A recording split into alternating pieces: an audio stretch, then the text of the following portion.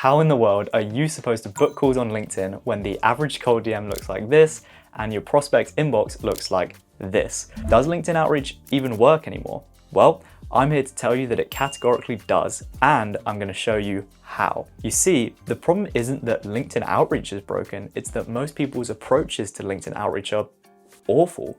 They do a terrible job of finding people to reach out to. Their profile screams, "I'm here to pitch slap you," and their DMs contain paragraphs and paragraphs of irrelevant, self-serving sales rubbish. And when they do finally get people to accept their request, their DMs and follow-ups are so bad, they don't get opened, they get ignored, or even worse, they get blocked. So in this video, I'll be showing you how to get over 50% of your connections accepted and a plug and play DM framework and follow-up strategy you can use to book calls with your ideal clients every single day. How do I know all this? My name's Alfie Carter, co-founder of Prosp AI and LinkedIn agency owner. I've booked over 5,000 calls using LinkedIn DMs, and in the last year alone, I've spoken with hundreds and hundreds of B2B founders and sales teams to build their LinkedIn outreach strategy and refine their DMs and follow-ups. So let's get into how you can use LinkedIn to actually get replies and book calls. But before we get into the specific strategies, the first thing that we need to understand is the concept of buyer psychology on LinkedIn. And bear with me because it's really important. LinkedIn is a networking platform. People log in to build their network, grow their personal brand, or sell their own product. Surprisingly, people do not log in to get sold to. This is not to say that you can't sell on LinkedIn. You absolutely can, and I'm going to show you how. But it means you need a slightly different approach. It's not like cold email where it's just a case of making your offer straight away, sending it to thousands of people every day and hoping that someone eventually responds. On LinkedIn, your goal is to start conversations, and it's those conversations that actually lead to calls and lead to sales. So after years of testing and millions of DMs, I have come up with the golden rule of LinkedIn. The golden rule is pretty simple. It states that thou shall not sell. Every buyer on LinkedIn, or any other platform for that matter, has a sales guard. And if you come across as too salesy, you will trigger their sales guard and make it impossible to have a meaningful conversation with them. So bear that in mind as you watch this video and as you apply your learnings to your own strategy. And ironically, it's actually going to help you sell way more than everyone else on LinkedIn. So with that being said, let's get into the specifics. There's really only two parts to selling on LinkedIn: finding people to reach out to and then actually reaching out to them. Today's video is all about the actual reaching out part, but if you do want some help building lists of ideal clients, check out my Sales Navigator tutorial and Alex Hormozi's secret LinkedIn strategy for 2025. Both will be in the description below or linked on screen somewhere. Okay, so you've got your list of ideal clients and you are ready to start reaching out, right? Wrong. Before you go anywhere near that send button, there's three things that you must avoid. Number one, using in-mails. These are those messages you can send on Sales Nav without a subject line that mean you don't actually have to be connected with someone to send them. However, because people don't have to accept your connection before you can send them an in-mail, it means that half the people that you message probably aren't even going to be active. You know, maybe they log in once every few months and it's pretty much just a waste of time actually contacting them. Compare that with regular connections and messages where people have to physically accept your connection before you can message them. And this means that people are way more likely to read your message and therefore reply compared to sending an in-mail. Plus, when was the last time you even responded to an in-mail? I've been on the platform myself for about half a decade and I know that I've never responded to one. Why? Because only salespeople send in-mails. You want to come across as a friend or a peer when you reach out to someone on LinkedIn, and you're not going to send your mate an in-mail. Also, you can only send a really limited number of them and LinkedIn makes you pay for them. So basically, don't bother with in-mails. The second thing you want to avoid is including a note in your connection request. Don't come at me. I promise you will get more replies and therefore book more calls if you just send an empty connection request. If you aren't aware, if you have a premium or sales navigator account on LinkedIn, you can actually include a note with your connection request. But this screams sales. I have over 1,000 connection requests on LinkedIn that I will never accept, and mostly it's because they have a note with the connection. 90% of salespeople trying to sell you something will send you a connection with a note that says something super generic like, I'd like to add you to my network, or seems like we're in a similar space, or looking to network with like-minded people. Sales, sales, and more sales. And remember the golden rule, thou shalt not sell. Think about it. If you met someone at a conference or you were connecting with a colleague, you would never include a note with your connection. So don't when you do your outreach. And that moves us on to the third and final thing to avoid before you are ready to outreach.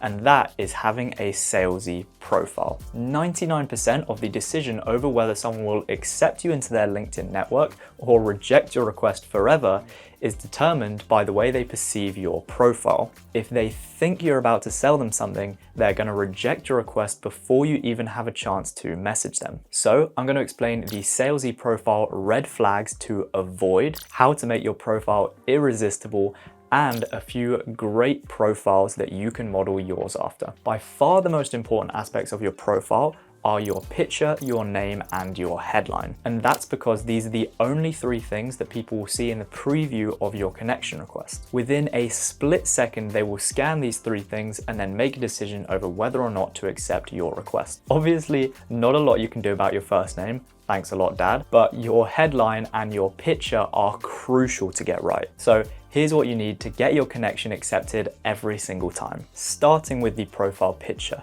You don't need to go out and drop $1 million on a professional photographer, but this has to look professional. It shows them you're taking it seriously.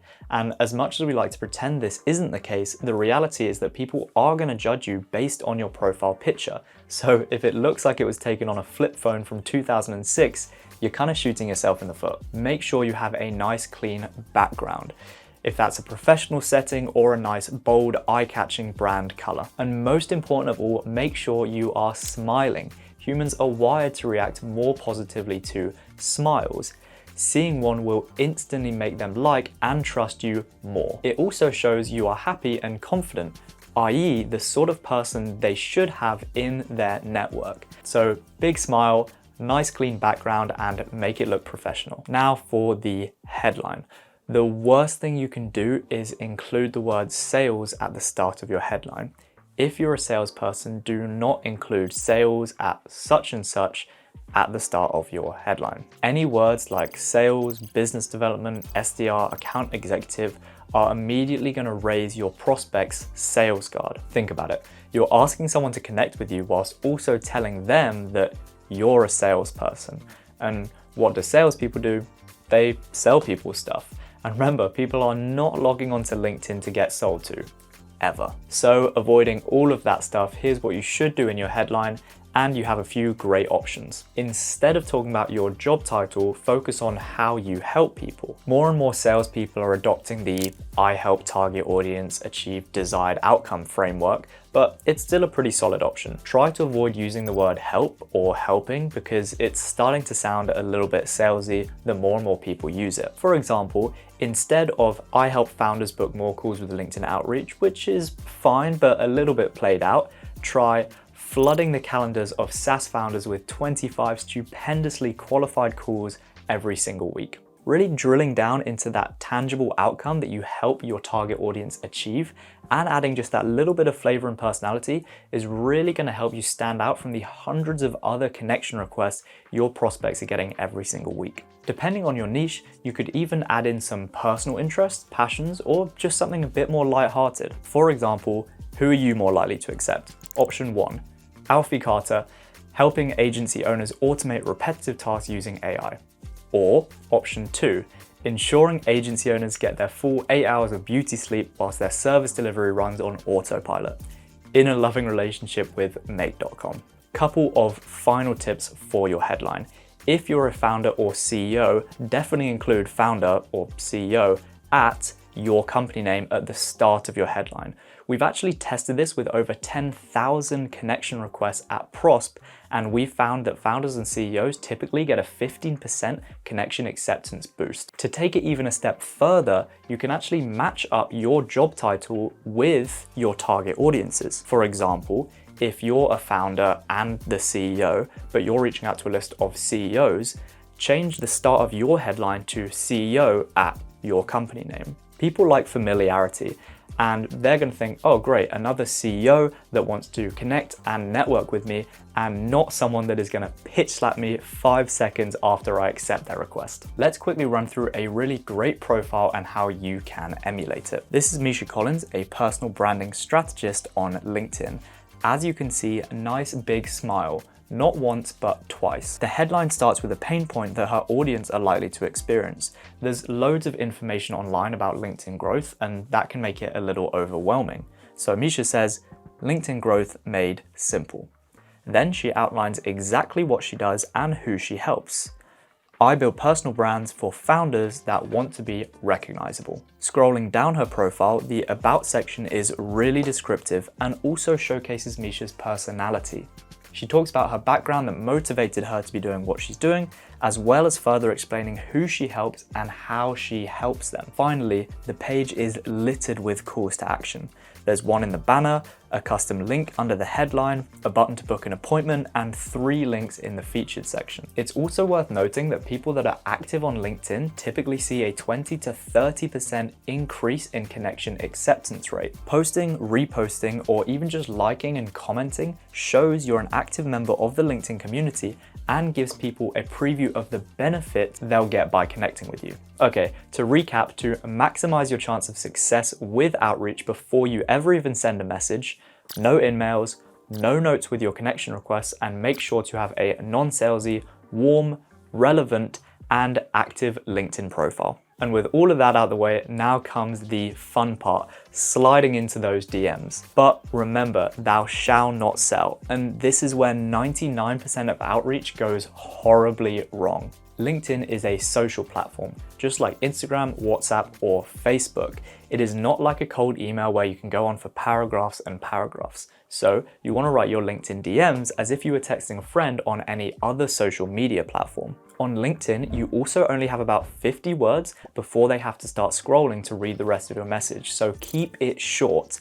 Very short. Your prospect will scan your message for less than a second. If they can't absorb the content of your message in that time, it's gonna get ignored.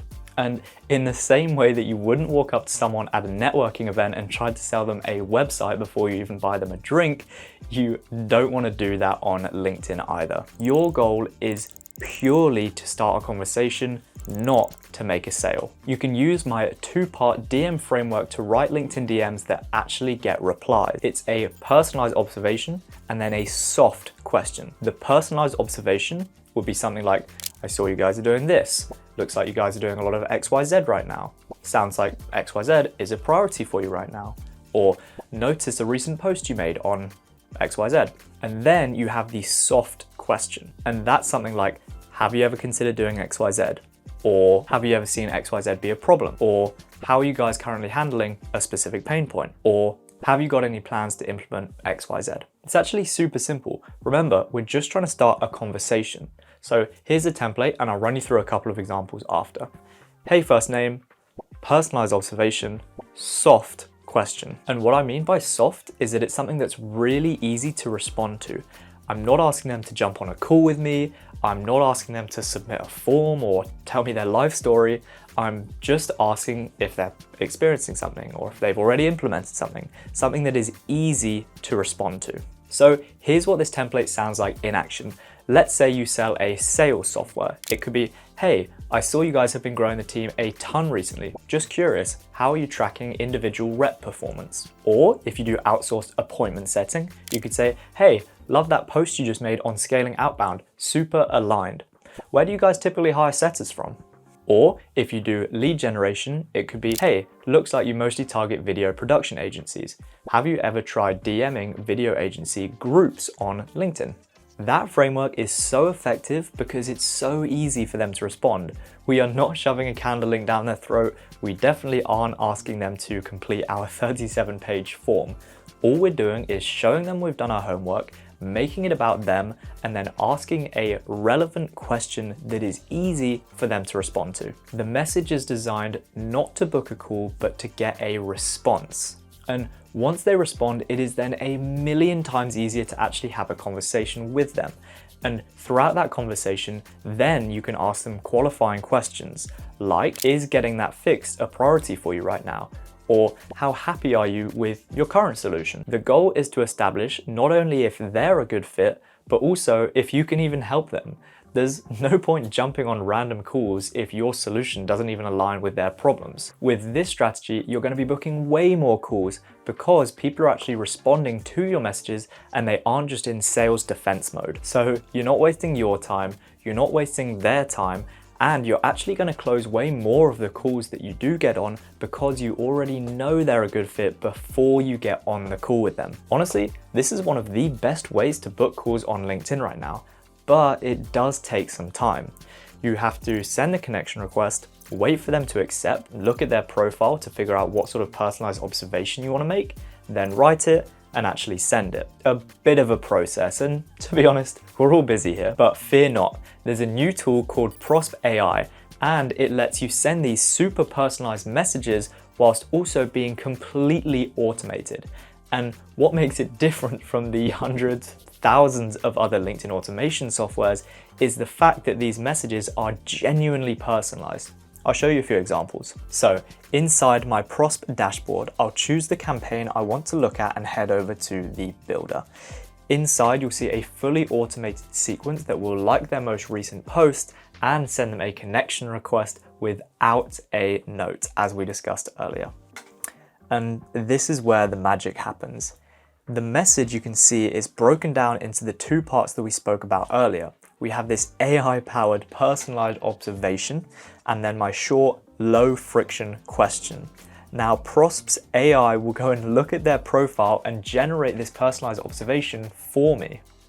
Let's take a look at the prompt itself. So you'll see it says, look at the following LinkedIn profile information and use this to output something like, and then I give a few examples of the kind of structure that it should follow, and then an actual example of what it should sound like. So looks like you guys mostly target accountants, or your ICP is mostly solopreneurs, right? And then I also give some guidelines and specific instructions. You can then tweak and change this as much as you like to make sure it aligns with your own style, your brand voice, and of course, your offer. And of course, you want to make sure that you're happy with the output before you set off this automated sequence to work its way through the list that you've built earlier. To do that, I can just head over and click preview. So let's run this for a few people and see what it looks like. Okay, so for Niske, you can see it says, seems like you mostly go after B2B SaaS founders. Have you ever tried automating outreach to groups of them on LinkedIn? Now with James, you'll see it says, looks like you mostly focus on agencies. Have you ever tried automating outreach to groups of them on LinkedIn? Let's do one final preview and let's see what this looks like with Chris here. Hi Chris, your ICP is mostly sales teams, right? Have you ever tried automating outreach to groups of them on LinkedIn? So I'm super happy with that. All I need to do is go over to the top right and click run it. And now that's going to work through every single one of those leads. I could even take it one step further. And instead of saying outreach to groups of them, I could have the AI then change this to say sales teams. So have you ever tried automating outreach to groups of sales teams or even sales leaders? And I can have the AI do literally anything I want. You can customize the prompts infinitely. And you'll see that it has these built-in limits to make sure that it can't be detected. And what this means is that instead of having to spend 2 hours a day liking posts, sending connection requests, and sending messages, I can spend my time actually having the conversations with these people once they've responded to my initial message. So you've made it as easy as possible for them to respond, but let's say they don't. Maybe they're busy, maybe they don't trust you enough yet to respond, or really one of a million other reasons. You're gonna wanna follow up, but you don't wanna be a pain in their ass. And one of the most effective ways to follow up without being a pain in their ass, is to just add context to your original message. This means we aren't just repeating ourselves, we're actually adding value to the conversations. The best way to do this, without a doubt, is through a different medium. And what I mean by this is don't just send them another text message. Their inboxes are already full of them. Instead, and one of my personal favorite ways to follow up, and the way that I see consistently working the best, is by using a voice note. The reason for that is that it's so hard to automate voice notes. There's a million tools where you can automate text messages, but almost none where you can automate sending voice notes, which means that people receive way fewer voice notes. In fact, less than 0.0001% of all messages sent on LinkedIn are voice notes. So it's going to stand out from the millions of text messages already in their inbox. In addition to that, one of the main reasons that LinkedIn works so well right now is because it's such a human platform. They can see your face and see your profile and therefore get to know you. And when you record a voice note, it gives them an opportunity to get to know your personality even more. And they also work great because you can actually get a lot of information into quite a short amount of time. For example, if I send a 20-second voice note, it's a really tiny commitment for them to listen to that. And also because they invoke so much curiosity, it's going to be really hard for them not to listen. Compare that to 20 seconds of speech worth of text. That's going to be a pretty big paragraph that is immediately going to put everyone else off and probably just get ignored. And with the voice note, they're much more likely to listen to it because they know that you've actually put in the effort to record it just for them. But on the flip side of that, it means that we do actually have to take the time to record the voice note. You can only send voice notes on mobile, so it means you have to get your phone out, find out something about them, hit record, and then send it off. And pretty quickly, it can become quite a chore, especially if you have a list of 50 people that you want to contact in one day. It might take you an hour or two just to send those voice notes. And that's where Prosp comes in to save the day once again. Back in my campaign, after my personalized message, I'm going to add a delay, and then I'm going to set it to 3 days.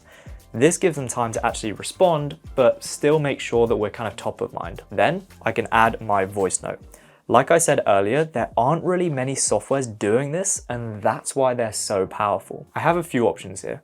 Basically, I can either record one voice note to go to everyone in the software or by uploading an MP3, or I can personalize the voice note itself, including things like the first name, the company name, or even any one of my AI prompts from earlier. I'm going to run through examples of both, and yes, I am going to show you what the AI version of me actually sounds like. We'll start with the pre-recorded voice note. I still want to make this as personalized as possible, and I can do that by personalizing the voice note using something specific to the entire list. So the more focused your list, the more personalized you can make the voice note. Let's say I'm reaching out to California-based agency founders with an outsourced appointment setting offer. I'll say something like, "Hope you don't mind the voice note. As an agency owner myself, I know I get sick of the 8 million LinkedIn text messages, so I'll keep this short. I know myself that finding really good appointment setters with great language skills and good reliability at an affordable wage is super tricky. That's actually what made me set up this agency, where we offer a team of completely outsourced native English setters, take care of all of that for you, whilst being outrageously inexpensive.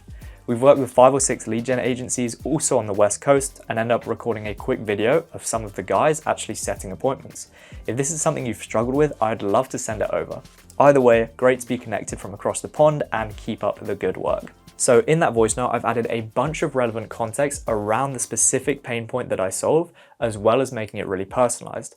I've referenced the fact that they're an agency owner and also included the fact that I am as well, which gives us that common ground. And I've also referenced that they're on the West Coast, which again makes things a little bit lighter and more personalized. With your voice notes, aim for 30 seconds or less. They can see the length of the voice note before they listen to it, so the longer it is, the longer the perceived commitment. Also, no one wants to listen to you waffle on for the full minute. I would also highly recommend smiling whilst you record the voice note, because they can actually hear the smile come through in your tone of voice. Again, it's going to make it warmer, make it friendlier, and personality is the name of the game with voice notes. Remember, usually you can only record your voice notes on mobile, so try not to make it sound like you're reading too much off a script. It's completely fine for you to make a mistake or two here and there. If anything, it's just going to make it sound more realistic. Try to imagine that you're out and about, had a quick look at their profile, and then spontaneously recorded a voice note. Even a little bit of background noise might make it sound more natural. Right after the voice note, as in with no delay, I like to add a text message that just says, quick voice note for some more context. And that just gives them a little bit of extra incentive to listen to the voice note. I'm not being funny when I say that we have tested this a lot. And I mean with thousands of Prosp sequences, and you will probably triple your reply rate to your follow-ups if you use voice notes. So that's option 1. Option 2 is to use the AI voice cloner. You'll see when I click on this one, the text box opens. So now I can type what I want my AI to say. Let's go with, hey first name, love what you guys are doing with company name. Just to add some context to that last message, I know that finding qualified appointment setters is a nightmare. So I set up this outsourced setting agency. We place native English setters to close for your clients without you having to pay an insane amount. One of our setters, John, just recorded a demo to see how he would close an ICP client prospect on your behalf. Let me know if you want to see it, and all the best from across the pond. And of course, let's hit preview and see what this sounds like. Okay, love what you guys are doing with NRM. Just to add some context to that last message, I know finding qualified appointment setters is a nightmare, so I set up this outsourced setting agency. We place native English setters to close for your clients without you having to pay an insane amount. One of our setters, John, just recorded a demo of how he would close a SaaS founder prospect on your behalf. Let me know if you want to see it, and all the best from across the pond. Absolutely insane, to be honest. So now when I go over and hit run, it's going to go through that entire list, sending them personalized voice notes whilst you have your feet up on the beach. And again, it's probably going to be the only voice note they get for that entire month. So chances are they're going to take the time to respond. And that's what it's all about, getting that first response so you can start the conversation. And again, that's probably going to be one of the only voice notes they get all month. So chances are they're going to take the time to respond, and that's what it's all about, getting that first response. If I don't get a response to the voice note, personally, I won't send any more follow-ups. I don't want to get reported or blocked, and if I don't send any more follow-ups, I can actually keep that opportunity active. So instead, I'll set up the rest of my Prosp campaign to just strategically engage with their profile over a month or so after my final message. I can add in a delay and then go back and like another post. I can then add another few days, visit their profile, give it a few more days, leave a comment, and so on and so on. Your prospects will be notified of this activity. You're building rapport, and each time they see your face, they're that much more likely to revisit the message and then actually go back and respond to it. Also, if you keep the conversation warm and don't pester them with follow-ups, you can revisit the conversation maybe a few months down the line with a new angle. And there we have it. That's how you can connect with people and send them meaningful, non-salesy messages and voice notes that actually get responses and book calls without having to spend 3 hours a day on LinkedIn. I'll throw the full Prosp tutorial on screen over here, or if you're ready to get started yourself, just head over to Prosp AI, get your free trial, set up a sequence, start some conversations, and book some calls. If you have any questions or you want a second pair of eyes on your DM strategy, just let me know in the comments below or join our free Slack community linked in the description. Looking forward to seeing you in there, and I will see you in the next one.